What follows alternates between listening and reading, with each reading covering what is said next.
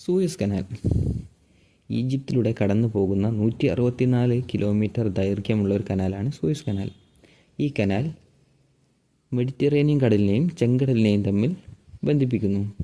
1869 നവംബറിലാണ് ഈ canal തുറക്കപ്പെട്ടത്.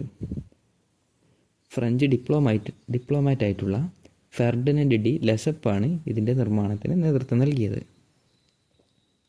1956 Egyptian പ്രസിഡൻ്റായ ഗമാൽ അബ്ദുൽ നാസറാണ് സൂയസ് കനാലിനെ ദേശസാൽക്കരിച്ചത്.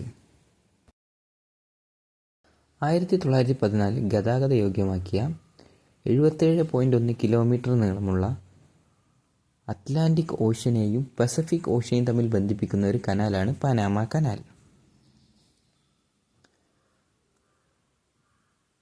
John Findley Wallace, John Frank Steven and John Goethals എന്നിവരായിരുന്നു ഈ കനാലിൻ്റെ എഞ്ചിനീയർമാർ.